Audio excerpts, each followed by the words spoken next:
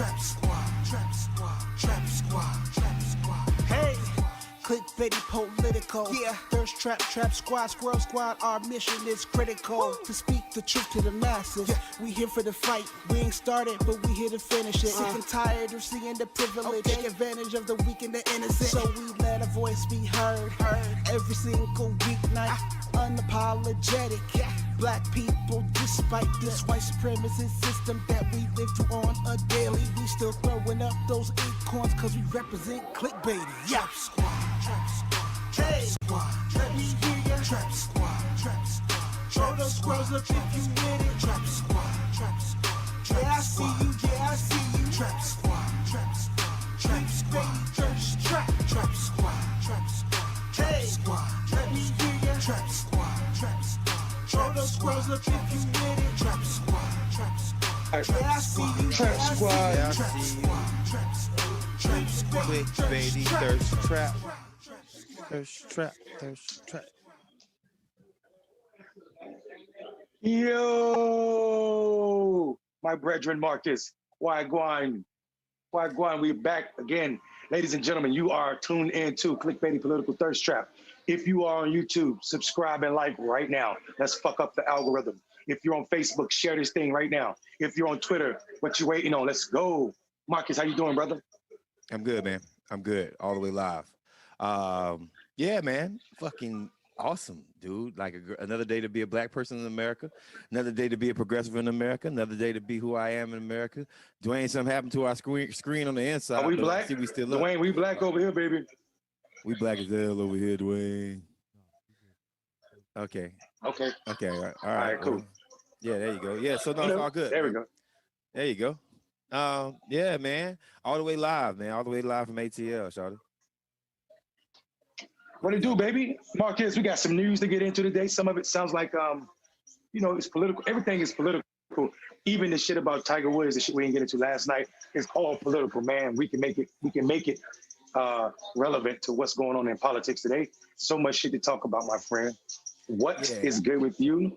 What before we get in our topics, brother? What's good? Man, dog, you know what I'm talking about? Atlanta. I mean, it ain't every day I see a light-skinned nigga in a mauve hat with a mauve sweater. That's right. That's right. I'm just trying to. Hey, hold on. I'm just tapping into my pimp. That Southern pimp. I mean, the only thing I'm missing, actually, I'm lying, but I don't have the hard bottoms. But I do got some Jordans that match this right here. But I don't have the hard bottoms. But if I had the hard bottoms, the Stacey Adams that was the same color, that's just coordinated. That would just be coordinated, like Pops. R.I.P. Pops, man. R.I.P. Pops. You know what I'm talking about? He pulled out that jacket. He had the mushrooms. He had the mushrooms in the jacket. Donnell, do you know your daddy got to take that mushrooms? Yes, I know. He said, yes, I know. You know what I'm saying? Marcus. Yeah, no, I mean, listen, dude, I'm doing good. Like watching politics happen, man. Watch politics play. Like up and down with Joe Biden still. You know what I mean? Happy with my congresswoman. Happy with my congresswoman. No shit. Happy with your congresswoman, brother. Yeah, I'm happy with my congresswoman. For real. You know, I'm talking about like it's. I mean, my question is like this right here. A couple things, man. Like one day, and I just posted this on Twitter, but one day we're gonna deal with grifters, but grifters within the black community, right? Wow. Okay. I want to, but I do want to deal with grifters, and what I mean by grifters, if you don't know, it's just somebody who's just faking it and just jumping on the next train that's popular, right? Or just attaching themselves to something that seems good and then not really about that life, man. And we got a lot of grifters within the black community, man. We got a lot of grifters in general. We got a lot of grifters in the progressive space, man. I think Jimmy Dore. That's what I want to talk about, brother. Yeah, I think Jimmy Dore was a grift, right? His whole, I think the force to vote thing was a grift, and I tried to call it out by saying, well, if we're gonna force black people to vote, then we need to force the vote on on reparations and put and like and start with America's original sin. And I noticed that some people were down with it, but some people weren't, right? Like, but I don't think it was a complete grift, but I think that the way that it was brought up across was a grift. But the reason why I wanted to specifically talk about the Black community is because, man, there's so many people who talk like they're about that life, but they aren't, right? They go with the most popular thing that is happening with the Black community, right? Like I noticed all the people, and I noticed all these people who, as soon as the White House said that they were wanting to be cool with the word reparations, all these Black folks came out the woodwork. Black folks that really, should have been about this life a long time ago, and they just grifting their ass over here to reparations because, that's the hot thing and that's the new thing to do to become woke, man. And I'm just tired of grifting, man. I'm tired of people who are halfway about that Black life, right? And check this out. This is something I want to point out. The thing about grifting and these grifters, Marcus, is to some people it sounds like another hustle to make a paycheck, but in actuality, grifting in political space, especially progressive political space, especially when you have black skin, or in general, but especially when you have black skin, you're probably going to get somebody killed because you're going to say something or do something. And I know people always say, why is women always talking about death of black people? It's because we exist in this space on a regular basis. Somebody black is dying because of bad policies or fake actors acting as if they have these communities, our communities, best interests at hand, when in actuality, the only thing they care about is that dollar, bro, or that next check or that next grift. So absolutely, it's important that we're talking about grifters, especially those with a darker hue. So I appreciate you Yeah, bringing it up. yeah, man. It's just it's not only dangerous, but I'm just basically sick of it. And I mean, you know, I'm going to say something. When it comes down to Black politics in comparison to progressive politics, right? I want to make this very clear. Everything that's pro-Black ain't pro-progressive. Well, let me change that. Let me move that around. Everything that's Black damn near is progressive, but everything that's progressive ain't pro-Black. That's the best way for me to say it. So, and I look at the grift because sometimes I see progressive organizations waiting for important Black people to say anything about something that is affecting the Black community. And then they want to jump on board instead of taking leadership from the Black people that are within their own organization as it is right now. Right. Um, do we need to wait for Ellen DeGeneres to say issue is important to the LGBTQIA community in order for an organization to say, hey, what you did to that LGBTQIA person is wrong? Nah, right. But when it comes down to the Black community, it's a special kind of assholery when it comes down, and they wait for the grift. They wait, and then they'll send their Black person out to jump on the grift and jump on the issue. But so I'm just bringing this up. I don't have no names right now because I don't feel like going through it. But watch for the grift. Just watch for the grift. That's all I'm gonna say, Mondale. Yourself, man. How you Hey, man, doing? I'm good, brother. Listen, let me tell you something. I appreciate your acknowledgement of the grift, but we know it. We call it all the time. We say we don't fuck with political niggas because the way we convey it is usually not in the terms of grifting, but it's the same thing, right? We don't fuck with them. They making money off our community. They don't give a fuck about our community.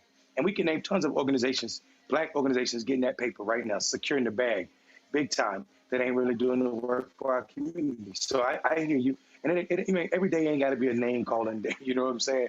But we know. Yeah. But they need to know. They need to know. And I think they know how I feel. You feel. They definitely know how the Trap Squad feel because of fuck that. We over there about black freedom, black liberation, and it don't look like that.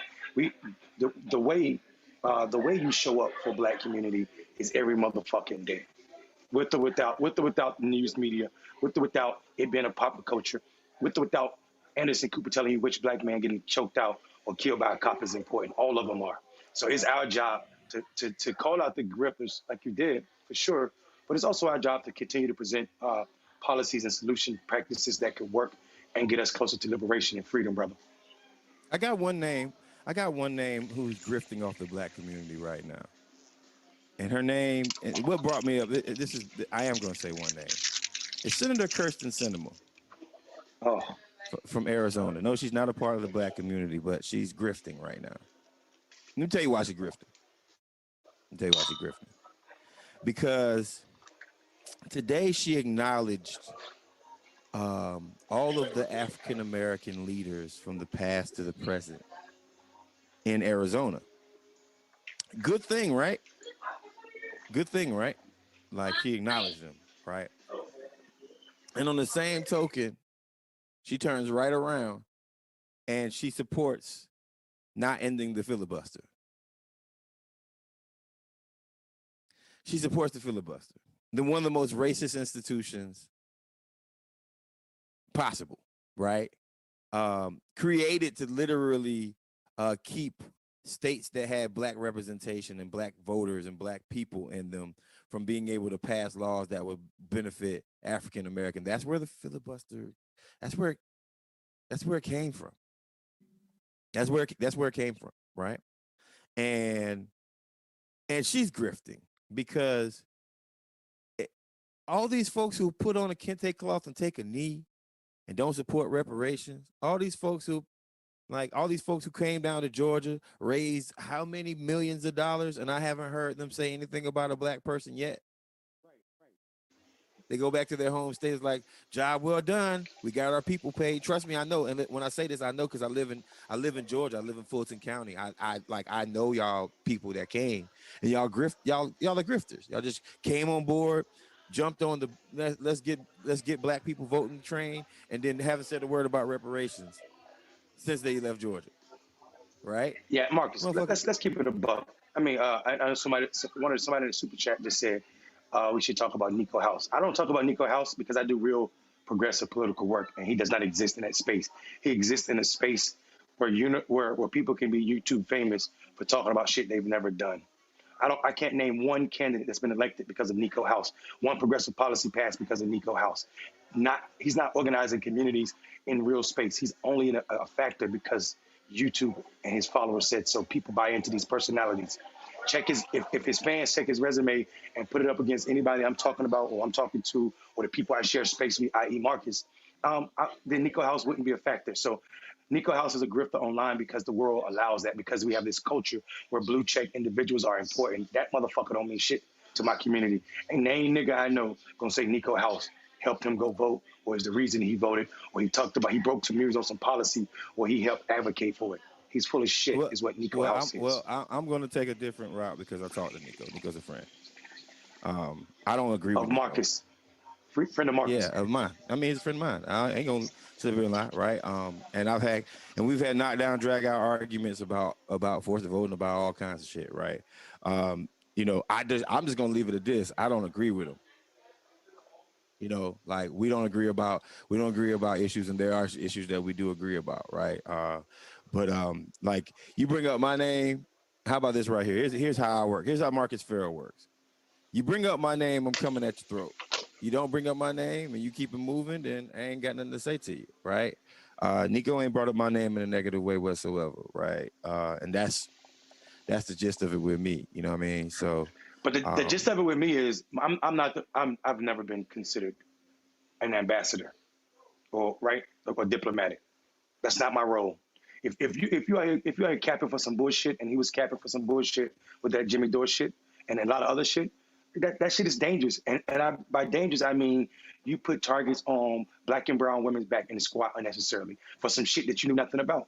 That goddamn force to vote shit it ain't small to me. Just like last night we were talking, this shit ain't small to me. You try to make it harder for those sisters to be able to be effective in Congress because you don't understand that the House, while it's democratically elected, the leadership in the House has absolute power. Nancy Pelosi has absolute power, and she can marginalize the fuck out of all of the squad members for trying to force the vote.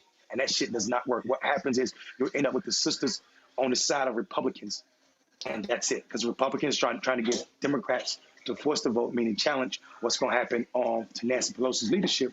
And then when it's time to vote against Nancy Pelosi, motherfuckers ain't gonna show up that way. And it's going to leave those sisters out there by themselves, which also means that these sisters, the people that they represent, would be left without effective representation. And that's whack as hell because these are black and brown districts, bro. So go play that game with somebody who got space to do that. Play that game with somebody, say, who calls himself a progressive in the House. They ain't call out the two chairs, the co-chairs of the Progressive Caucus, which has more than 100 plus members, which is a white man and a sister from Washington State, right? They ain't call out those two people. They ain't call out Pramil Jayapal and Spokane. They ain't call out them two who represent the entire Progressive Caucus, which is 100 plus members. So why call out the black and brown women in a way that's very toxic, bro? Yeah, I ain't no, got it. I'm not I ain't got arguing it. with you. All I'm gonna say is this right here, Nabil. I'm not too house. I'm not too nice. I'm not too nice. Like I'm gonna tell you like this right here. If I go off, I'm taking Earth with me. So I pick and choose my battles. He said, if I go off, I'm taking Earth with me. It's I like that it. simple. I fucking like it. If I go, like, I don't have the same kind of temperament that other people have. I don't just get into a disagreement verbally. I can't get into disagreements verbally because I'll try to come and find you. And if I get my paws on you and I'm already in that mood, it's not gonna be like one of us is gonna die, man. And I'm not trying to even be hardcore. I'm just telling y'all, like, there's a reason why I'm Mr. Negotiation. There's a reason why I'm Mr. Nice Guy. I'm not too nice whatsoever. Because if I get mad at all, man, it ain't no just friendly disagreement no more. It ain't. We can go into that further, but I'm not that diplomatic dude, man. My attitude is a little off. My mindset is a little off. And I won't lose. That's what I'm saying. Like, I don't want to end up in jail. I love my mama. I love my family. Right. I don't want to go to get the chair in some state. Right. So, and I also don't want to embarrass myself. You did what I'm saying? I don't want to embarrass myself. That's that. I'm just being very, very careful about things, right? Because, like, you know, like there's some folks who like to disagree about things, and that's cool. I can disagree. Like I disagree with you, but if it becomes like personal, a lot of people don't know how to see. This is the internet, right? A lot of people don't know how to take their attacks and then like take disagreements and not have them be attacks, right? Personal attacks. A lot of people just want to take disagreements and then turn it into a personal attack, right? I fuck your ass up. That's my problem, right? Like I go from zero to I want to hurt you real bad too fast. So therefore, I ain't too nice. It's just that you got to understand the person that you are. That's why I'm willing to work with everybody because if somebody get on my bad side, then you know what I mean. Like I be dead ass serious when I say pull up, man. But we can get into the news. But I mean, shit. I definitely want to get into the news, but just one more thing because this is clickbaity and we dive deep. Uh, to me, to me, that, to me, and Mark is absolutely right. We're two different people. I am an aggressive. I am an aggressive human being. Off bat. I don't play picking. Marcus know this. I don't pick battles because when I pick battles, I have nightmares at night about shit I should have said to those person or those people. So, so for me, I'm obligated to say something about that. So it just is what it is, man. Speaking of saying shit to people for being out of line, Meek Mills once again put his big ass foot in his dumb ass mouth with his nasty ass lackluster lyrics about Kobe Bryant. I know I jumped in the middle of the news, No, guys, it's good. It's good. this Kobe's wife is absolutely, his widow is absolutely correct, man. That lyric does more than lack respect and tact, man. It's uncalled for. This is the shit I'm talking about. This is the shit I'm talking about. People on the internet say shit. There's people in this time say shit for likes and for controversy when it's not even necessary and it's not even thought out. That woman lost her son, her daughter, people from her community, and close knit people came on a helicopter with her husband and her husband, bro. And for him to say that dumbass shit in a line, a cheap ass lyric like that wasn't even that dope, is stupid as fuck to me. So for the people that might have missed it, I think Meek Mill said something to like, if niggas come for me, I'm gonna go out in my chopper. It's gonna be another Kobe. Is that really necessary? You couldn't find anything else to say right there about a chopper? How many lines are there about helicopters or choppers? Anything. That's whack, bro. That line is, man, it's disrespectful to that man's legacy. It's disrespect to his loved ones and friends that are still living, and that shit makes no sense to me. It's dumb. It's Yeah, dumb. And then to say I'm going back on it. Oh, fuck your feelings. Man, come on, bro. Like, really, you gonna double down on this dumb shit? But don't people need to also remember Meek Mills ain't strategic at all. He's a dumb fuck. He was the idiot that got out of jail and was immediately trying to schedule a meeting with Donald Trump. And people around him had to tell him, yo, if you go to the White House and see Donald Trump, your career is gonna be over. It's a dumb look. Niggas been riding for you, trying to say free Meek Mills for these years, or this length of time, and for you to come home immediately and have a phone conversation and schedule time to go get in Donald Trump's inbox and also at the Oval Office, it's gonna be a bad look. So people might have forgot that, but Meek Mill was ready to go to the White House and meet Donald Trump. As soon as he came home, he a sucker for it. I think you're absolutely right. That's a sucker move. Yeah, I gotta say like. Yeah. I gotta say this. You right know, here, man. Like, yo, Dwayne, hold on. Dwayne said, you know who ain't going to see Trump? Bobby Schmurder. yeah. I'm gonna say like this right here, man. Bobby Schmurder. I'm usually a fan of Meek, man. I can't front. Like, I want to see that dude do well. But like lyrics like that right there is like you're going full savage mode. I understand y'all get more clicks and shit like that, but there's a family behind it. There's a family behind it, man. There's people behind it, man. Whole city. There's a whole city who probably you just offended a whole city, bro. You know, more than just Vanessa, his wife. Like you offended a whole city, half of LA. Like, yo, what the deal with that, man? That's some tragic ass shit. You know what I mean? Like, because Kobe is not a unlikable figure. Kobe was a very amazing figure. R.I.P. to the Black Mamba. So yeah, that was a trash ass move. That was a trash move. A lot of folks are going trash, man. Charlemagne the God pulled some trash shit too with your boy. Wait, what happened? Oh man, Charlemagne got beef with buddy from Lakeith Stanfield. Charlemagne got beef with Lakeith Stanfield, obviously. So Daniel, I can't say his last name, but Daniel was the star of the movie. They both were in Get Out together, and also in Judas and the Black Messiah. Daniel was interviewing, and Charlemagne said something like, to the point of making Lakeith Stanfield out to be a sellout because he played the role so well. Right? He played the. Really? He tried to make him out to be a sellout, and shout out to Daniel. Yeah, shout out to Daniel. That's the logic. Yeah, what's the big Italian guy named from The Sopranos? He's a mobster because he played a mob so well. Right. Come on, man, that's dumb. But at the end of the day, though, Daniel literally was like, "Yo, he held it down for him. It's like, yo, what you just because you beefing with this dude, you think I'm gonna agree with you, dog? We ain't doing that." And that's the way you're supposed to hold it down for your people, man. So. There's a lot of people who just get real reckless with their words, man. You better watch. Listen, Charlemagne the God has been playing with important issues to our community, and also, and also women issues as well. So, it's not like the white people created this character, Charlemagne the God, and made him big. That guy he's full of shit. If you ask me about important issues to Black community, so I don't rock with him anyway. The best thing I feel like Charlemagne the God gave our community was when them boys punched his ass in the face and he was running, and I got all them laughs from it. That was the best thing. That was hilarious. Hey, matter of fact, you need to have that up and on one time. I mean, another person that I'm down with, and I don't really care what nobody has to say, is Tiger Woods. Tiger Woods suffered multiple leg injuries. He crushed his ankle. In a car accident, flipped his car, man. Had to get out, had to escape in the jaws of life.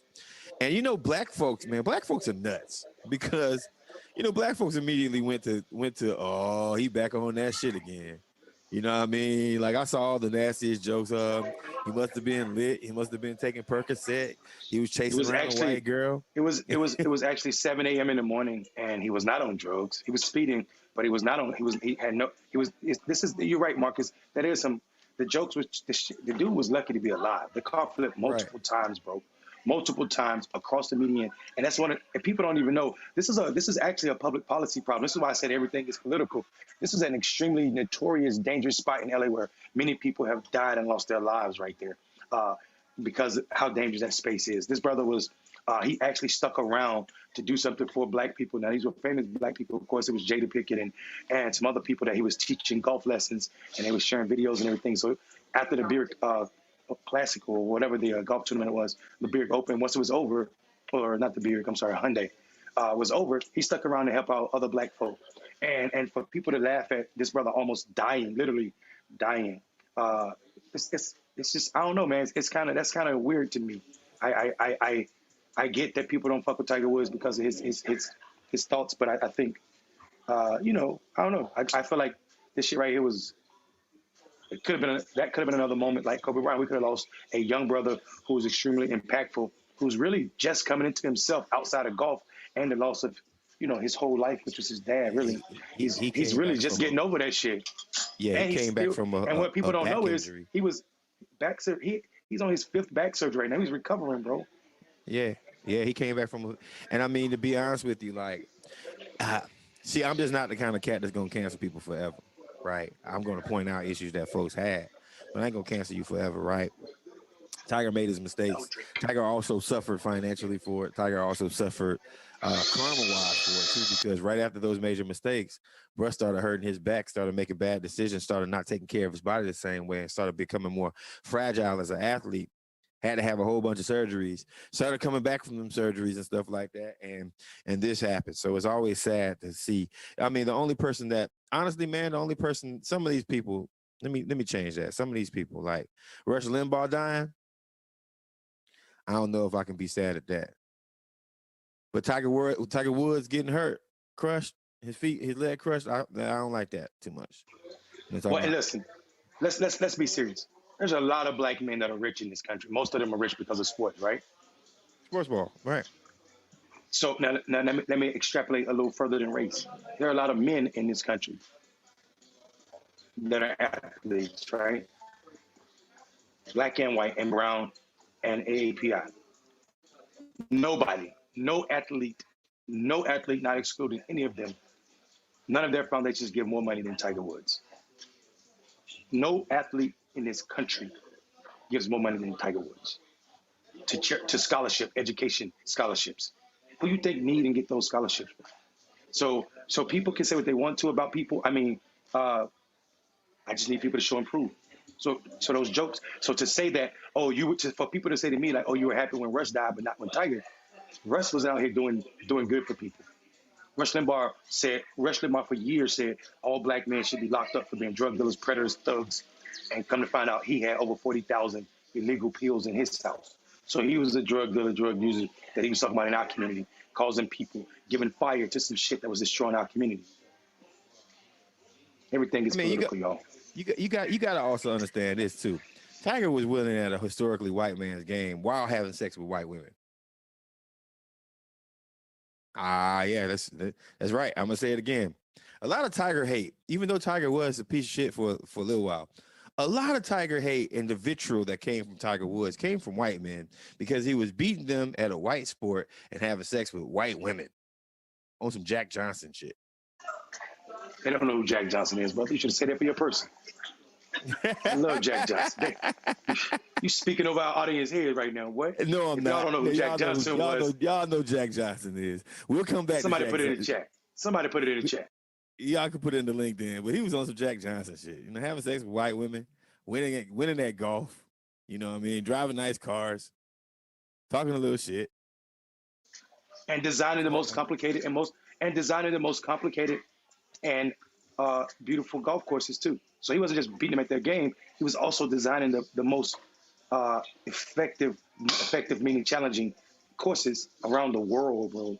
People don't even know that Tiger Woods makes so much money because he designed courses around the world. So he wasn't beating them just at the game. If we're thinking golf, if you're thinking about golf in the terms of football, being a good golfer has a lot to do with how far you can hit that ball, your strength. So they can say, oh, he was better because he's stronger because he's black. You can try that shit, but then you can't say that he's not a good quarterback or designer of the field because he actually designed some of the most complicated courses in the world. And by the way, fuck golf and all the land it takes up and all the water it uses and waste when we could feed hungry people and put homeless people all over the fucking golf courses. So yeah, fuck golf. But I'm just putting it in terms of what's real. The irony about that, you saying fuck golf, is interesting. My hometown, Tallahassee, Florida, y'all can look it up. Capital City Country Club, Capital City Golf Club, recently, last year before last, found the remains of a group of slaves, black enslaved people, on their golf course in Tallahassee, Florida, right next to Myers Park, real close to the neighborhood that automatically that golf course should have been shut the fuck down automatically. Yeah. So y'all can go check that out. And the last little culture thing that I want to talk about today: Barack Obama got hands. So he Barry got hands. So he say. Go ahead, Mark. So he say Barry got hands, man. So, and I'm a little proud of it because I'm surprised that a story like this would come out of Barry's mouth. And that means he's getting a little bit comfortable in retirement. He ain't getting too comfortable where he's going to say defund the police. He's still going to call it sloganeering, but at least he's going to tell an honest story about how he classmate broke his nose. He broke a classmate's nose for calling him a coon. So we all know during a recent episode of Bruce Springsteen's podcast, Renegades, Barack, you don't need to go on Bruce Springsteen's podcast. You need to come on Clickbaity so we can talk to you about this. He revealed that Marcus. Go ahead. He revealed that he broke a classmate's nose, then friend, for calling him a coon during a locker room fight, the Hill reports. Listen, when I was in school, I had a friend. We played basketball together. And one time we got into a fight and he called me a coon. So first of all, I ain't no coons in Hawaii, right? This is just one of the things that where he might have even known that what a coon was. What he knew was, I can hurt you by saying this. Obama said he remembers. Then he popped his friend in the face and broke his nose. And of course, Bruce Springsteen says, "Well done." Springsteen responded to Obama's story. You know, I guess I'll let you go. I guess my problem with this right here is, he can punch somebody in the nose being called a coon, but he has a problem with a black man who doesn't like him, who doesn't like a police officer trying to arrest him at his own. Bill Gates was an uppity black man for getting pissed off that this white cop wouldn't let him in his own house. Listen, brother. Let me tell you the fallacy in this story. First of all, well, Barack done punch people now. Listen, hold on. I know the Chicago story. Listen to what I'm saying. Here's what's disgusting about it. There was a pregnant pause before I spoke because I was going to say something, and I want to revisit my thinking. Here's what I'm going to say. This is the shrewdest politician ever. He's a black man to get elected president of the United States. So this story ain't just come out of thin air. This is Barack Obama knowing that his credibility ain't what it was with the black. And he just launched his podcast. And furthermore, to punch somebody for calling you coon is to violently protest against white racism. How the fuck is it okay for him to protest violently against white racism, but not us when we burn down buildings and shit for them killing George Floyd and all the other brothers and sisters that have been killed by cops? So that's, once again, he's being hypocritical. So fuck him. Even if it's a real story, fuck him. Why wasn't that his energy when Trayvon? Why wasn't when Tamir Rice got killed? Why wasn't that his energy? Franco said he just sloganeering. Why he understand that's going to punch the world in the face? He's sloganeering. That's all he's doing. Well done, Franco.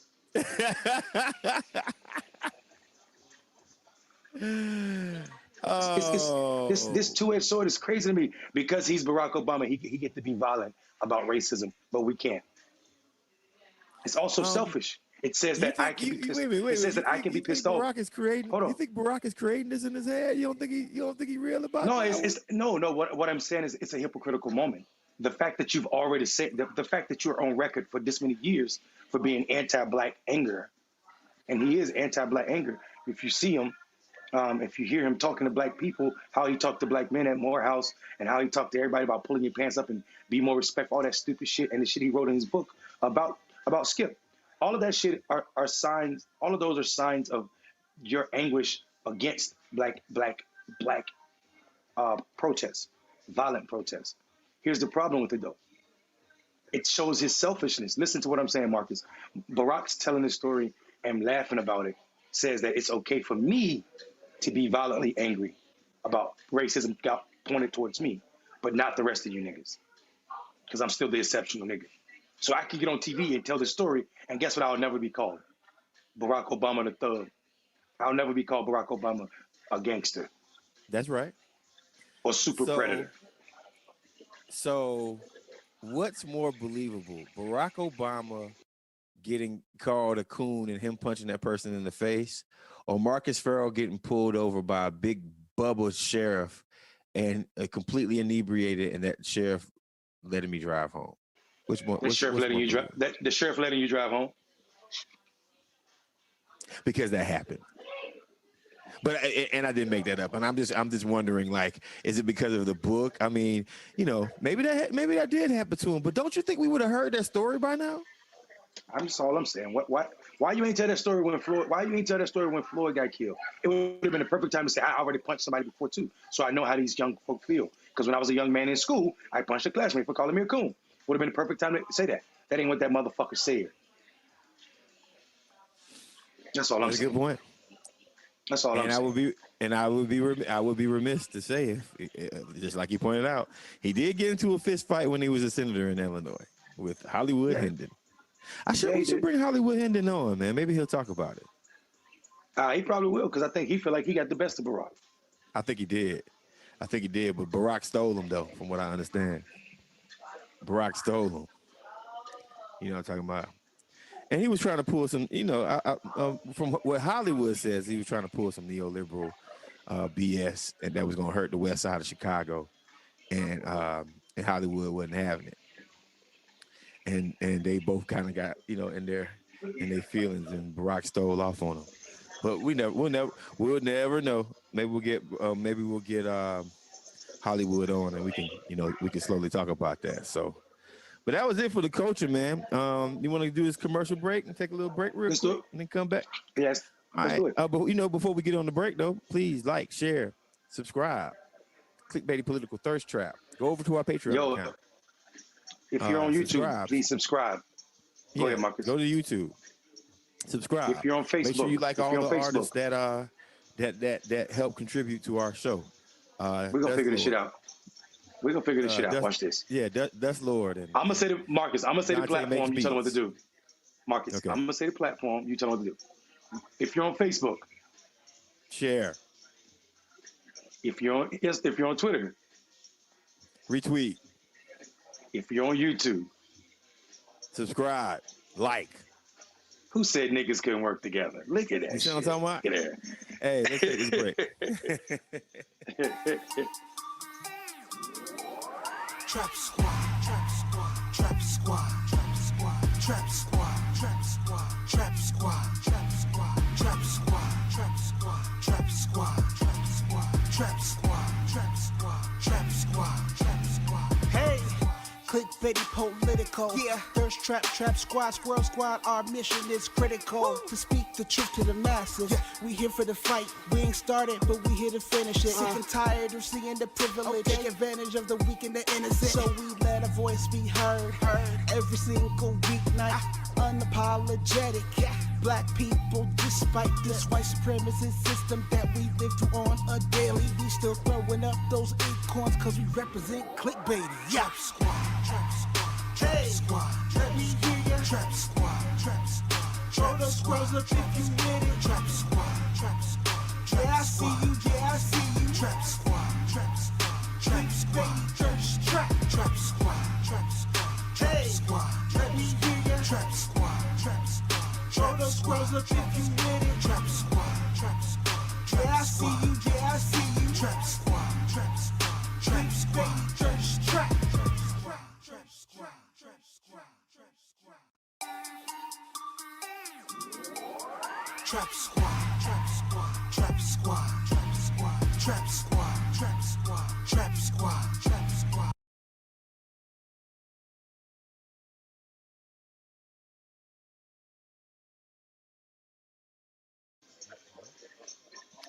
Yo, that song is fire, boy. I love Dante that. makes beats. Man, he kills it. He kills it. Hey, Marcus. and also, shout out to the Red Lord. The Red Lord is he's on the ground working for us right now, doing a couple things, trying to bring us some new original stuff again for the third time actually. So shout out to the Red Lord. That's our guy. You know what I mean? Yeah, indeed. And real quick, I think we only have 212 likes on this post, man. Got 313 people watching. Like where? On Everywhere? on the YouTube, on the tube. Come on. What's going on with you, YouTube? Man. There's 312 people watching right now. Y'all can't just hit that like button for us real quick. Know what I'm talking about? I mean, we do the damn thing for y'all. Y'all ask us to talk about stuff. We try to talk about it. I can do us a little favor and hit that like button real quick. Get us up to 300 before the show's over. We'll be all right. Let's talk about, man. Let me tell you something that's burning in my soul. The nastiness in which these Republicans show up daily, man, in Washington D.C. They're now trying to float this idea that $10 an hour is enough. They're floating this idea. If the Democrats let them bring this to the floor, and if Joe Manchin and Sinema support this, they got to kick them out the caucus, man. They got to kick this out. They want to gradually raise the federal minimum wage to $10 an hour. First of all, doing anything gradually that leads to $10 an hour is absolutely disgusting and a spin in the face of so many people. So here's what I want to talk about. I wanted to talk about this story, but I want to show people the juxtapose when people say these parties aren't different. Elizabeth Warren took over today, brother, in the tax committee, right? In the Senate. So now she's writing how we spend money. She's writing legislation. Her first piece of legislation is the same thing she proposed when she was running for president in 2019, right? So now her wealth tax is about to come through, and we know it's going to be co-sponsored in the House by, I think, Jayapal. Pramila Jayapal is going to co-sponsor that. This means, y'all, it's going to add 50% more back to America's treasury from what Donald Trump tax cut took. We're talking $3 trillion over 10 years will be taken back from rich people. Now, they'll tell you that it's wealth redistribution.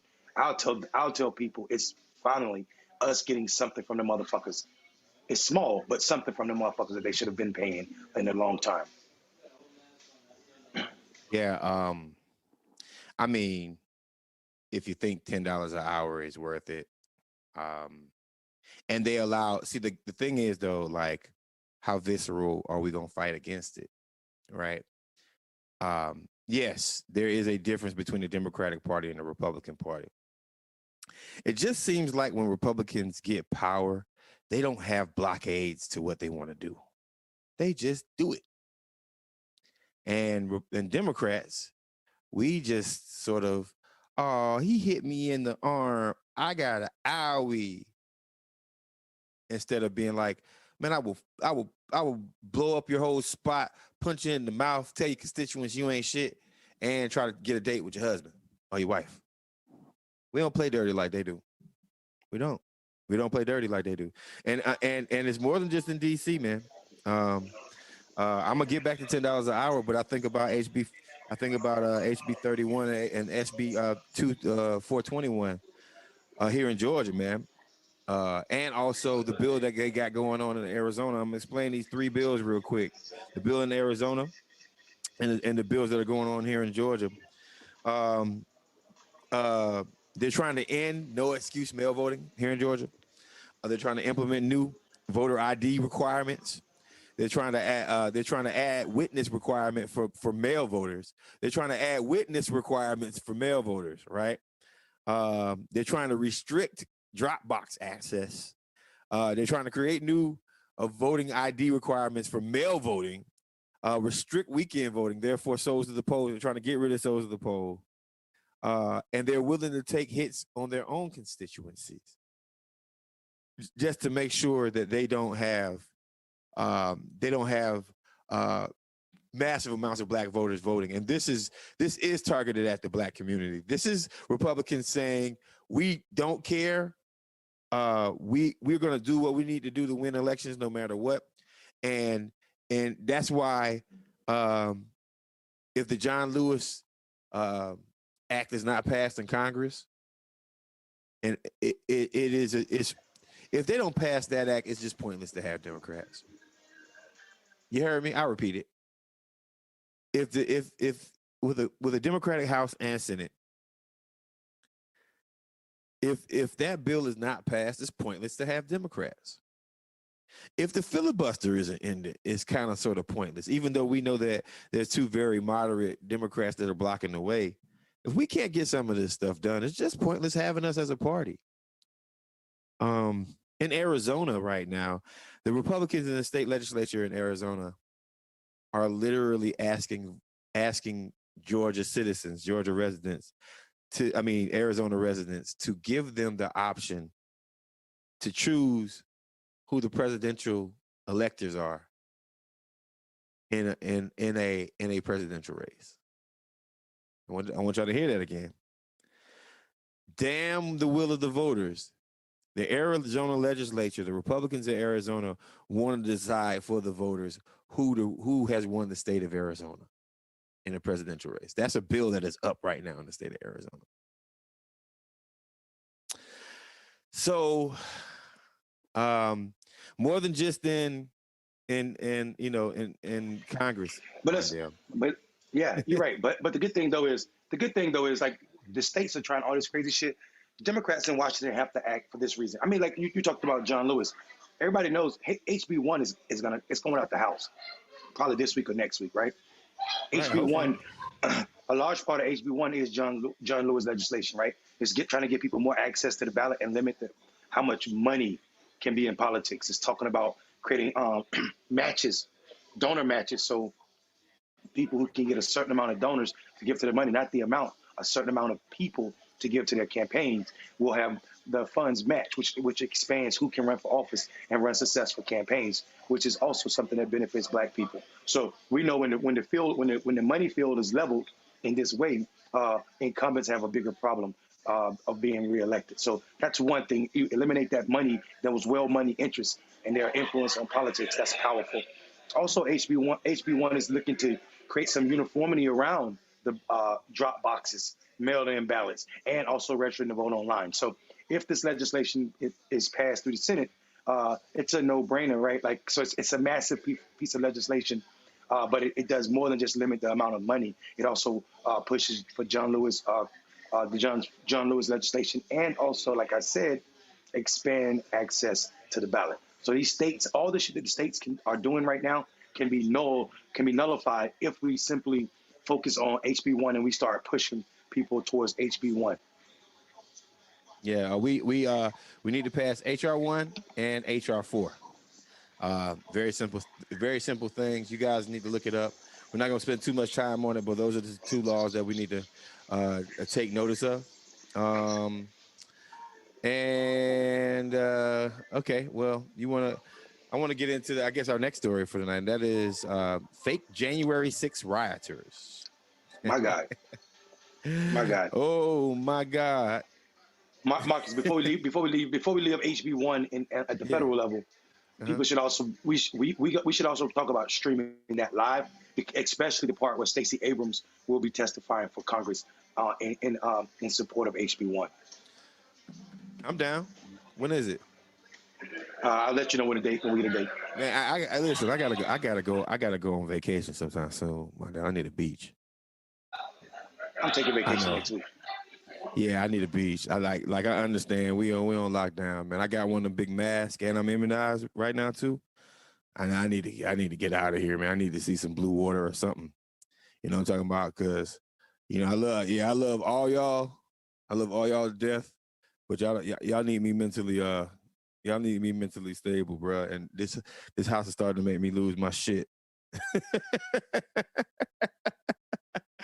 Across the board, man. That's right. Fake Trump protesters led riots. First off, the GOP has done an amazing job across the board with tricking themselves into believing that everybody who ain't white, everybody who's not a fascist, everybody who is Black Lives Matter and Antifa and Democrats and everyone, it's all their fault that January 6th happened. And the reason why they can get away with it is Right. because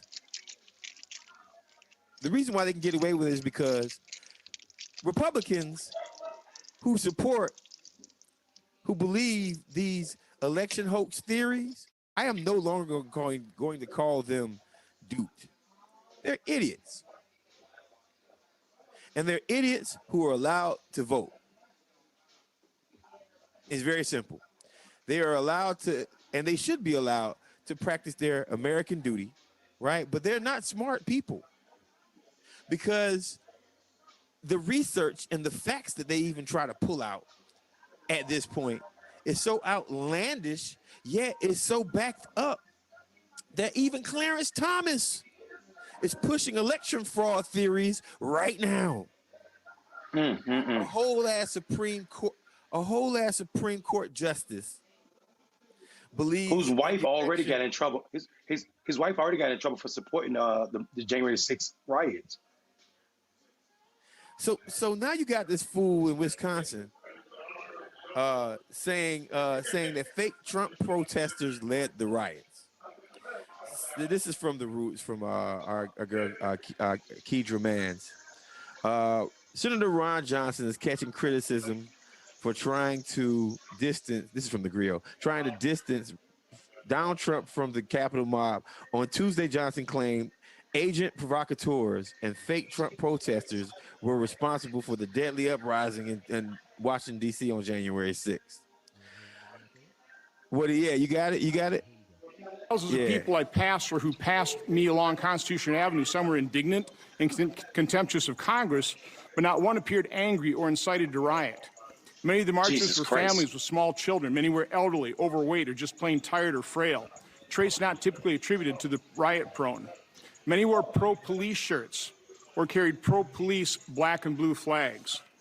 Although the crowd represented a broad cross-section of Americans, mostly working class by their appearance and manner of speech, some people stood out. A very few didn't share the jovial, friendly, earnest demeanor of the great majority.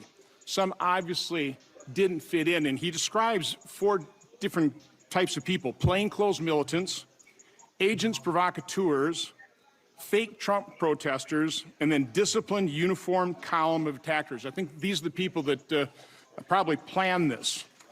He goes on, the D.C. Metropolitan Police were their usual professionally detached selves, standing on curbs or at street crossings and exchanging an occasional greeting from marchers. He said, when we crossed First Street Northwest to enter the Capitol grounds where the Capitol Police had jurisdiction, I noticed no police at all. Several marchers expressed surprise. The openness seemed like a courtesy gesture from Congress, which controls security. So first of all, I take extreme prejudice with the fact that he said people were overweight so they couldn't be protesters. He said they don't fit the bill of typical protest after he listed a whole list of things, smiling jovial with their kids. What he really was saying was they were white, so they can't be protesters. White people have the right to be angry. So listen, here's the problem with all of this. The FBI says something different, and those dead cops would say that these people were not pro-cop. I don't give a fuck how they try to dress it up. This is a direct. This elected official had to be watching Tucker Carlson last night. Tucker Carlson went on a stupid ass rant talking about he searched the entire internet and he saw nothing. He could find nothing about this organization called QAnon. He said it didn't exist. He said he talked to some of his friends in the intelligence community and they said QAnon was not a real thing. He said the only people talking about QAnon were Democratic elected officials and the media. So they must be QAnon. The FBI has labeled QAnon as the greatest domestic threat to America. Tucker Carlson and this guy and everybody else pushing this bullshit is ridiculous. And I'm not talking about small ridiculous. I'm talking capital R ridiculous. And you can say it another way, racist. Racist. Had these been black people storming the Capitol this way, we would already know not 100 of them or 200 of them. We would know every one of theirs, everything they did in their entire life. That's bad. When they got suspended or expelled from high school, when they got a spanking in pre-K, when they spit milk on a teacher, when they threw up, we would know all of it. But because these people are white, they don't fit the bill of traditional rioters. This is racism. Don't call it anything other than that. It's racism. So, they like Tucker Carlson should go to jail. Fox News should be sued for a lot more money for allowing these conversations to happen. I mean, and there's no group shame, right? And like I like to point something out, man. They say Black Lives Matter, even when they know Black Lives Matter wasn't there, because every time you've seen Black Lives Matter, you've seen a lot of black people, right? But they say Black Lives Matter just to rile up their base. And when you say Black Lives Matter, you need to, that's their way of saying the word black, right? That's how they want to them, Black Lives Matter is the N-word now, right? Just being black is a problem. Resting in it, living in it, being able to utilize black faces as the problem. And it's just a consistent othering of black people that we've been going through for years, right? The biggest terroristic thing that has ever happened at the Capitol building was sponsored by white people, Republican white people, nobody else. People who supported Donald Trump. Think I'm lying? There were Donald Trump flags in the Capitol. Do we have to remind you of this every single day? There were Donald Trump flags. There were not NAM Black Lives Matter button in the Capitol, especially not a flag. There were Confederate And if it was, flags. if it was a Black Lives Matter button in the Capitol, one of those black Congress people will run it. That's right. If it was a Black Lives Matter flag that was in the Capitol, that would have been the one flag that Fox News would have found and replicated 50, 60 times by now. But you know why they can't? Because there wasn't Because one. they can't. Because They just literally can't, because black people didn't have nothing to do with this. So the dear senator from Wisconsin, you're a piece of trash. You're a piece of shit. You're lying to people, and you're lying in the Capitol because you're trying to protect your party. But back in the day, like there used to be some kind of integrity out of these people where at least they wouldn't lie. Well, they always been liars, but at least they would make the lie make sense. You can't even make the lie make sense right now. And Sean Hannity saying there's no such thing as Q.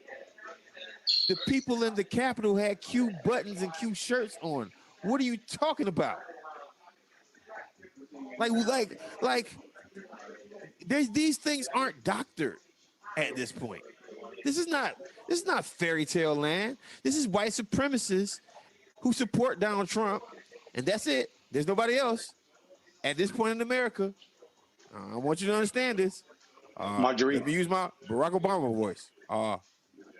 If you like Donald Trump, you favor white supremacy over freedom. Here's what I would say.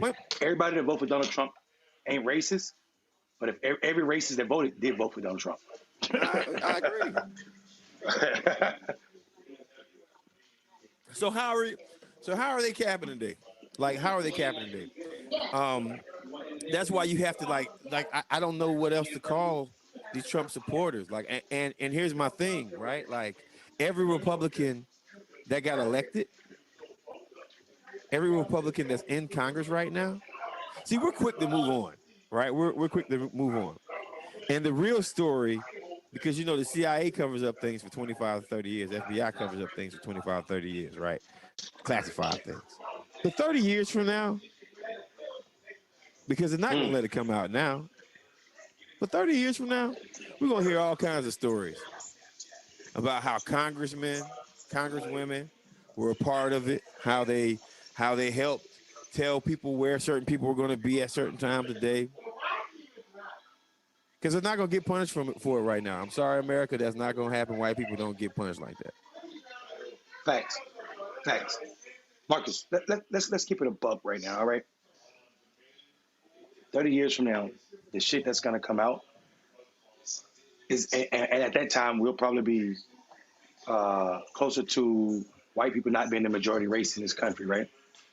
Um, and I think the shit that's gonna come out is gonna be so critical of this country that they're gonna be forced if we don't have reparations by then to deal with it, because I'm telling you, when people start putting together the fact, because the media let this slide. I mean, it was news for one day, but the fact that Russia has been priming a past president, Donald Trump, for 40 plus years, have they been working him as an asset for 40 plus years, requires everything to be questioned that he did. We know how easy it is to you can get a pardon if you have felony convictions and pending gun charges if you just say you support him. Ask Lil Wayne. If it's that easy to win the respect of Donald Trump, imagine what Russia has been doing to him. And we know the mind games that country plays. Tiffany Bird, you said the Republican Party needs to fold, but here's the problem with that statement. The Republican Party also knows that there is a certain twinge of whiteness within the Democratic Party. Therefore, they never have to fold. And if they do fold, we're in trouble as black people, because Democrats ain't gonna do shit for us then. If the Republicans fold, it's going to be a very bad day for black people in America. I agree, because there's no enemy to point at. No, they'll probably try to start pointing at progressives a lot more than they point at right now. Jesus, can you imagine that? Yeah, no, I mean, the proof is in the pudding right now, man. We went from seeing a hyper progressive Joe Biden on the first 3 days to I'm thinking about Rahm Emanuel Joe Biden last week. My dad, don't look at me like that, man. Don't look at me because it's true. No, it's nervous. Hey, Marcus, I'm looking at you like that because I fucking have to agree with you 100%, bro. Like, it's real, man. It's fucking real, bro. Man, shit, bro. You know what I'm saying? Like, oh, it's scary. We are in trouble. Listen, you're watching Clickbaity Political Thirst Trap, man. We got 291 people who have liked our post right now. Please, I need 9 more people to like this on YouTube. I need 9 more people to like this on YouTube, and then let's get us up. Let's get us up. If you haven't liked this post yet, go like this post. Fuck up the algorithm. This video. Fuck up. If you're on Facebook, share it. If you're on Twitter, retweet it. Listen, y'all. I don't know if y'all caught this or not because it didn't make a lot of news. But the entire Federal Reserve payment system shut down. It crashed today. Did y'all know that? They said something about operational errors. It froze $3 trillion in daily transactions, which included transactions like paychecks, tax refunds, and bill payments. All that shit went down today. I don't know if y'all caught that or not. That matters because we know who work. People that, disproportionately or a serious percentage of the people that work for the federal government are black folk who need that money, man. And not to mention the people that are waiting on their tax refunds. We know who those are. Those are usually poor folk.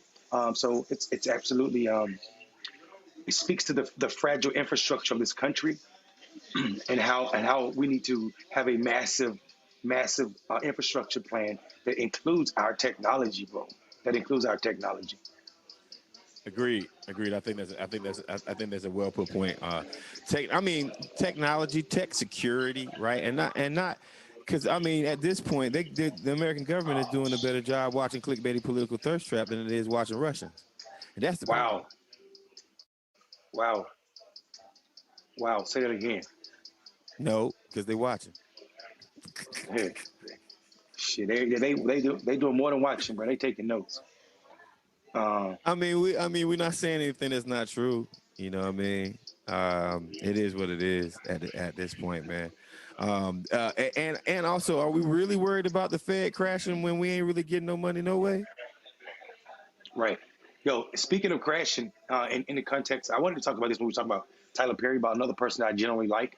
But, if we're thinking about, Tiger Woods, not Tyler Perry, Tiger Woods and his near death and his crash, it reminds us of what happened to Kevin Hart. You remember, bro? He broke his back. Remember that? Oh, he wasn't driving. Right. He wasn't driving. He was one of his friends driving his vintage car, and almost killed him. Well, guess what happened today? What happened? That idiot was driving erratically and texting, bro. in a vintage Mustang, as if he didn't almost die. That is selfish, man. Like that is beyond. Like I can't even speak to these people. Like what this money and power does, access does to these people. The fact that these people have so much like privilege that nobody is. He should be getting drugged right now. This is dangerous, not just for him, because if he want to kill himself, that's him. But you could have killed a single mother and her child. You could have killed a kid in the street. You could have killed another car. You know what I'm saying? Somebody in another car. It's like I don't even get what's going on in these people's mind, bro. We need to remove, like, Twitter should remove Kevin Hart's blue check for that. I mean, it doesn't matter. He's still gonna be Kevin Hart. The real thing is we just need more. We need more awareness about like texting and driving and shit like that, man. Like I'm gonna tell you something now. There ain't nothing more frustrating than getting on y'all. And I've been the person, but I try not to be the person anymore because I have people around me who, you know, like, and I have a setting on my phone too where it's like, all right, let me not text people while I drive. So, you know, I got the technology in the car where I can talk to it and send text messages, and I can wait for Facebook till I sit down somewhere. But my thing is this right here. This is the thing that I hate the most about traffic. Right here. This is the one text message thing that makes me want to just road rage. And again, y'all don't want Marcus road raging because if he does, somebody's gonna get hurt, man. So, but this is what makes me crazy. And tell me if you've gone through this, Trap Squad, Mondale. Tell me if you've gone through this right here. You're the second person at a light about to turn left, right? And you're waiting for the light to turn green, and there's a person in front of you. And the light turns green. But the person in front of you is on their phone, right? So you hit your miss horn. my motherfucking life. Hold on, so you hit the horn, and this person wakes up and then hauls ass through the light, only for you to pull up to the line, and it's a red light. And it's a red light, You miss your motherfuckers. light. Let me tell you something. People like that, I will follow them home and talk to them about what they just did. You motherfucker, to me, I hate sitting at lights, Marcus. You know I hate driving in general. I was anti-car for how long? Like I was on my bike and my bike alone. You know what I'm saying? Like, I really hate when people do that, bro. Why are you gonna make me? First off, you know people are behind you. Matter of fact, some people even put on their turning signal, like click clack, click clack, click clack. That means you know that you're waiting for this light to turn green. And you fucking assholes, you Facebook addicted to tweeting assholes. No, the insurance needs to create it. The insurance companies need to create something that allows them to track if you're texting while that car's moving. And your insurance should go to fuck up. It should skyrocket. Right. Okay. This is the second one, and then I'll leave it alone. This is the second one. This is the thing that I hate second most. You're on a 3-lane highway or a 2-lane highway. Doesn't matter. Someone, and let's say you're in the left lane, right? And traffic's flowing pretty good. You're in the left lane. And somebody pulls up and pulls over in front of you and starts going slow. Now, you don't know why they're going slow, but all you know is that the lane that they just came from, people are hauling ass. And you can't get over, but you're wondering why this person is going at at turtle speed. So you finally see an opening to your left and you take your signal, you turn over, and then you glimpse over at the motherfucker that's in the right lane. And what are they doing? They on a goddamn phone. Motherfucker. Listen, let me tell you something. I gotta be careful because I done got in front of them. I done literally got around them and just slowed down. Like just slowed down to like 10 miles per hour. And it sped up. I'm gonna get shot on the road, y'all. So let me knock on wood. Don't speak that into existence. Marcus, listen, earlier you were talking about Springsteen, bro. And we're talking about rich people in privilege. Springsteen, who I love, his politics. You saw what happened today, right? What happened? His reckless driving and DUI charges were dismissed.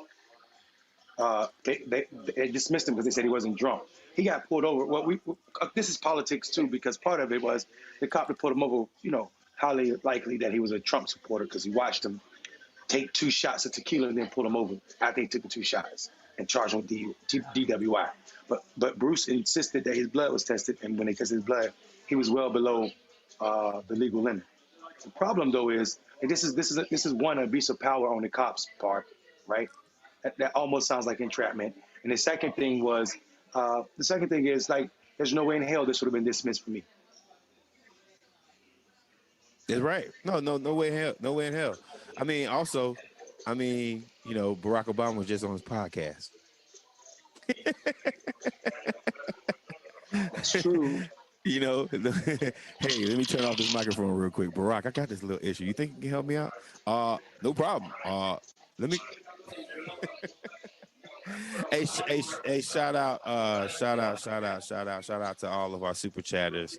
Shout out to Chuck Deezy for the big wop. Boy, you must have got your paycheck today, Chuck Deezy. Chuck Drizzle must have got that paycheck. What'd he do? Chuck Drizzle dropped us a half a yard. Chuck Drizzle, I see you, bro. We appreciate you, man. Listen. Shout out to Chuck and his moderation skills, and also his support of the Trap Squad. We love you, boy. Marcus, it's that time of the night where we start talking about black people because it's February. That's right. That's right. Let's do that. It's February, yeah. Dwayne, let's play more of the song. Let's play more of the song loud tonight. Yeah. Say it again. Yo, we wild as shit, man. It's February. It's very scary. Black people loving black people. Black people loving black people. Black people loving black people. It's February. It's very scary. Black people loving black people. Black people loving black people. Black people loving black people.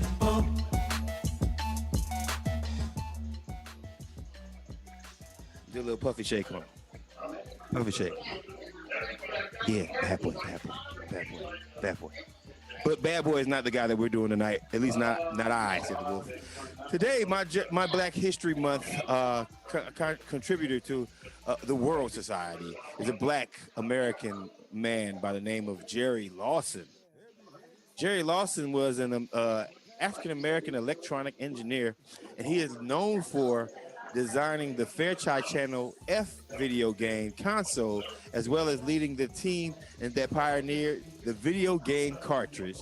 He has been dubbed by some as the father of modern day video gaming.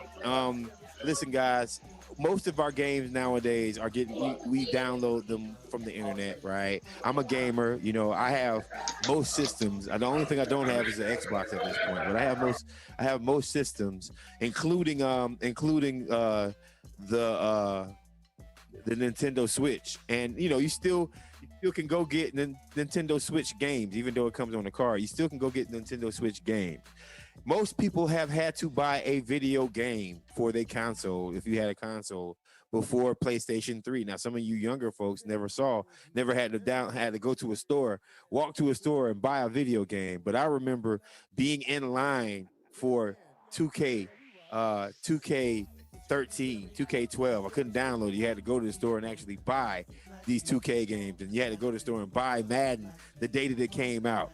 And the reason why we have this is from a Black man by the name of Gerald Anderson Lawson. That's Jerry Lawson. He was born in Brooklyn, New York City, in December 1st, 1940. His father was a longshoreman with an interest in science, and he served in the PTA for a little while, right? He went to Queens. He attended Queens College and City College in New York, but did not complete a degree at either. Do not let that degree stop you from getting your grind. Like he didn't. This guy didn't have a degree. This guy didn't have a degree.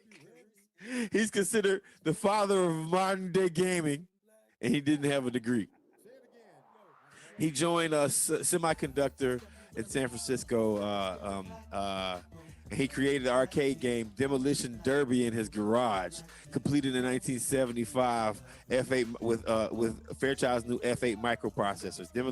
Demolition Derby, and I believe we just showed a picture of it. was among the earliest of microprocessor-driven games, and you actually, I remember seeing the game. I was a little young to play it because my cousins wouldn't let me see it, but you actually would stand in front of this console with two steering wheels and literally control the car around and smash into things and get points if you were still on the board after a certain amount of time, right? Shortly after that, he started working for, when he was with Fairchild, he worked with members of the Hebrew community, black members of the Hebrew Community Club, a group of computer lobbyists that included a number of industry legends, and including Apple founders Steve Jobs and Steve Wozniak. Right, Lawson had noted that he interviewed Wozniak for a position at Fairchild, but did not hire him. So he left Fairchild and founded his own company, VideoSoft, a game development company that made software for the Atari 26 in the early 1980s and the Atari 2600 that displaced the Channel F as the top video game system in the market, right? He passed away. His brother passed away in 2011 from diabetes, complications of diabetes. Where he resided in Santa Clara, California. Survived by his wife and two children and his brother. There's a documentary on him called The Czar of Black Hollywood. He was also featured in the first episode of the Netflix limited series High Score. So y'all go check that out. And he's on the first episode of season 6 of Command Line Heroes. Jerry Lawson, the engineer who changed the game. So shout out to Jerry Lawson, rest in peace. Black History. Jero, what up, Jero? The man who created the video game cartridge. Yep. So my person today is not a person. It's an institution. It's a black institution. It is a $20 billion a year institution, and that's not including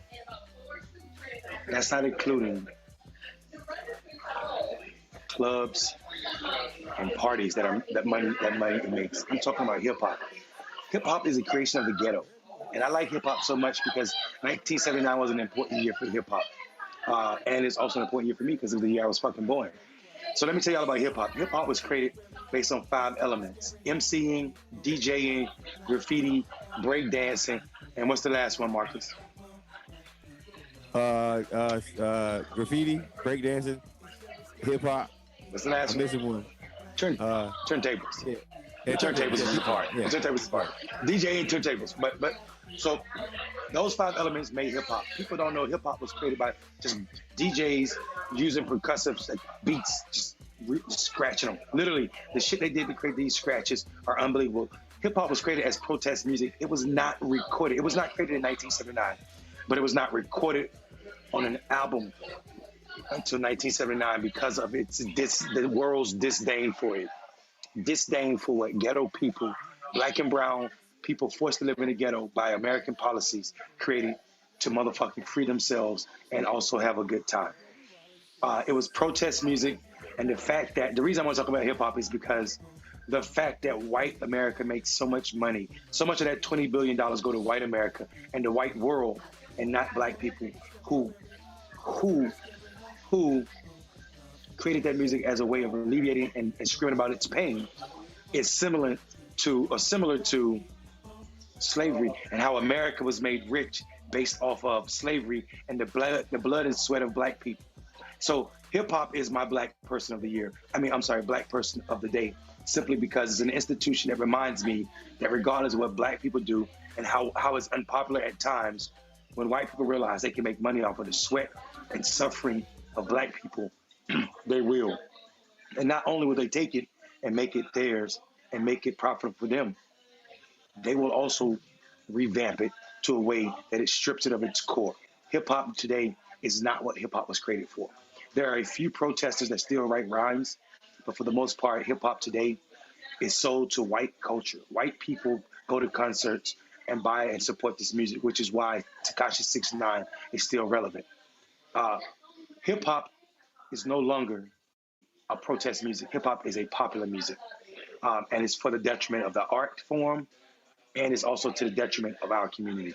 So I love hip hop in its original context, and those that are still speaking protest lyrics when they write today. I love y'all for it. It's also important because my homie, who I share the stage with, is an MC himself, Marcus. That's my black Damn. person of the day, brother. Yeah, And man. Marcus, I Yeah. need you. Oh, Dwayne, go ahead. What you about to say? I was gonna say, Marcus. You know, the world might be tired of it, but like when I hear my favorite song, I want to hear it over and over again. I want to hear that black man verse, bro. I gotta hear it.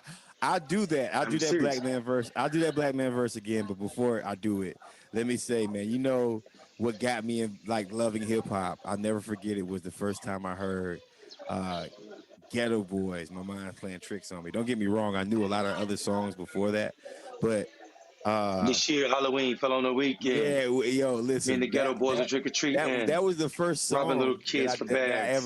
that I ever memorized from beginning to end, rap Until the song, lawman got and behind I did that. it in, Man, that song was dope as shit.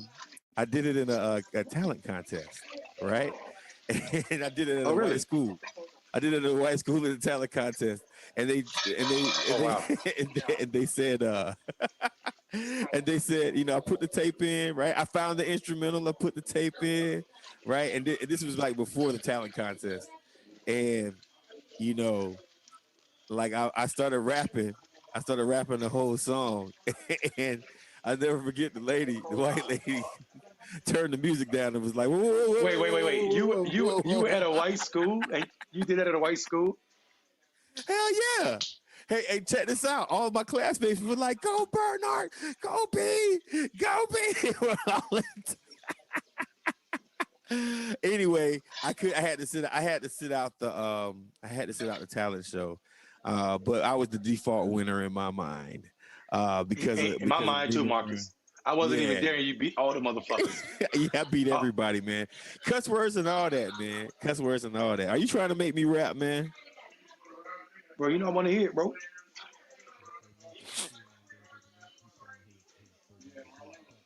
Oh yeah, he got his Yo, Adidas yo, tracksuit on. he That's is. why he did You hip see what hop. I'm saying? Good point. A hip, a hop, a hippie to the hippie to the hip, Hippie to hip the hop. hippie to Don't hip, stop. hip, hop, and you don't stop. Now, what All you right, hear is not a test. Go ahead, Marcus, spit a verse. we're gonna end this out real quick. Me. La, this is not a freestyle. I freestyle about Cause different things now. what am I? What am I? Yeah. Know what I am? I I'm a am a black black man. man. African American, I am a black man. I say it loud so the whole world will understand. I'm proud to be a black man. Check it out. Why the whole world think we so real? Cause we grab microphones and we show skill. Invented swag, now the whole world is so chill. But homie, we don't bite, but we show grill.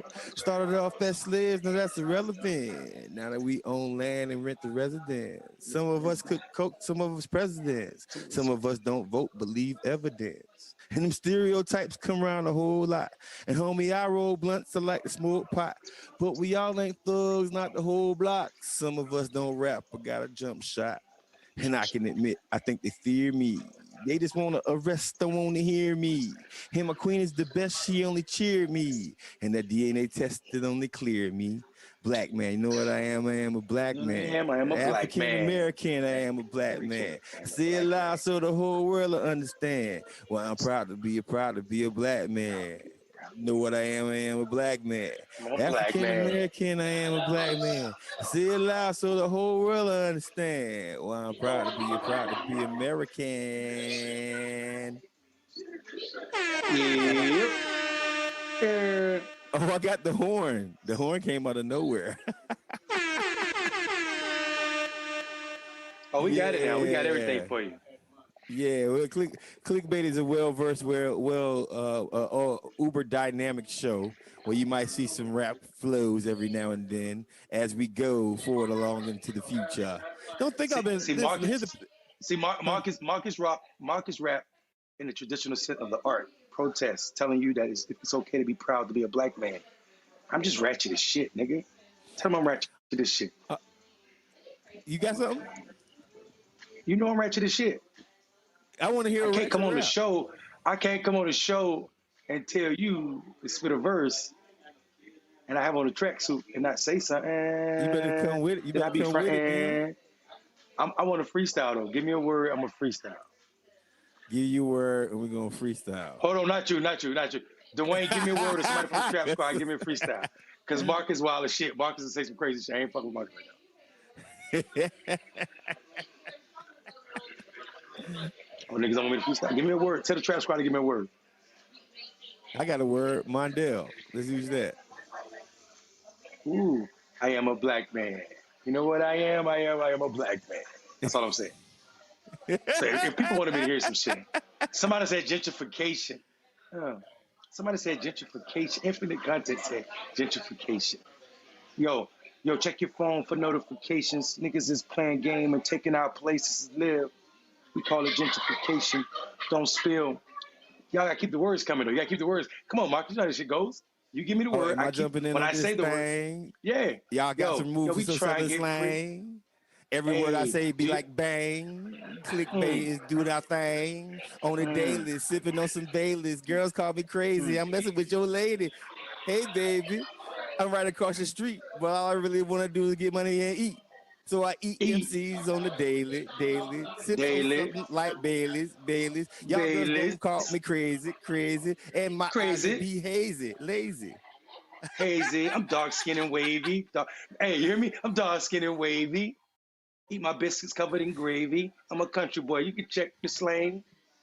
Big dick country boy thing. Hey, watch out. Okay, I said I was wretched. Right there. I said I was wretched.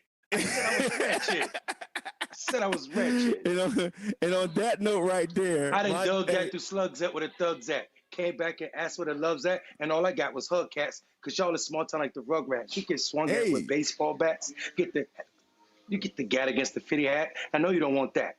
So if I ass hand it over, before I run your ass over in this brand new Rover.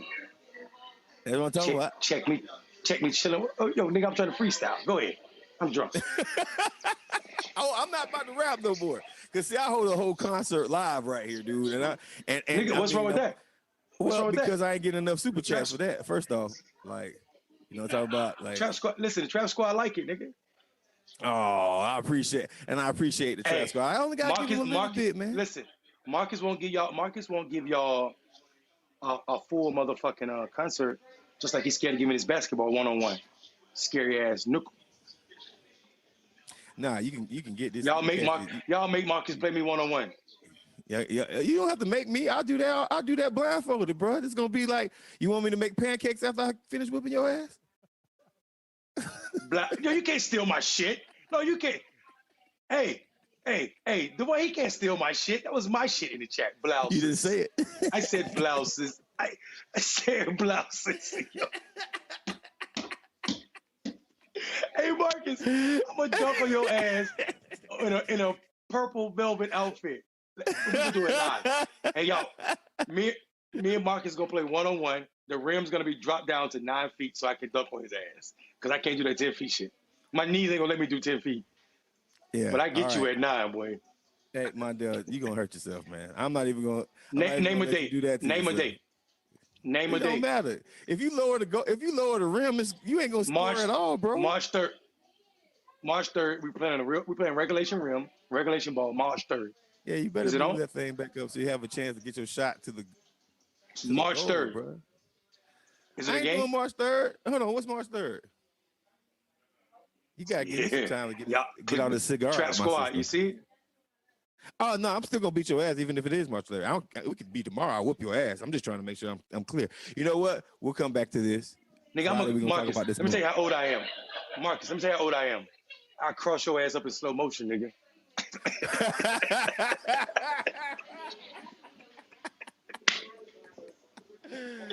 Yo, that's how old I am, nigga. Hey, listen. Yo, it's been wonderful. It's been wonderful hanging out with y'all. For those people on YouTube, we love y'all. Make sure you tell your cousins about us. For y'all that are on Facebook, please share this show. And don't forget, we're gonna re-air this one tomorrow around noontime. Your lunch break should be spent with your family. Also, if you're on Twitter, retweet about this shit. This is the livest political show, not on fucking the internet, in the fucking world.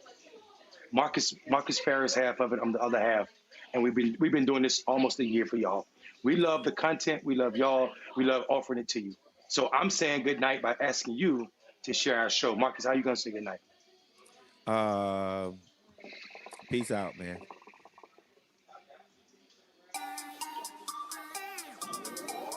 Trap squad, trap squad, trap squad, trap squad, trap squad, trap squad, trap squad, trap squad, trap squad, trap squad, trap squad, trap squad, trap squad, trap squad, trap squad, trap squad. Hey, clickbaity political. Yeah, thirst trap, trap squad, squirrel squad. Our mission is critical to speak the truth to the masses. Yeah. We here for the fight. We ain't started, but we here to finish it. Sick and tired of seeing the privilege. Take advantage of the weak and the innocent. So we let a voice be heard. Every single weeknight, unapologetic. Yeah. Black people, despite this white supremacist system that we live through on a daily, we still throwing up those acorns cause we represent clickbaity. Yeah. Trap squad, trap squad, trap squad, let me hear ya. Trap squad, trap squad, throw those squirrels up if you with it. Trap squad, trap squad, yeah I see you, yeah I see you. Trap squad.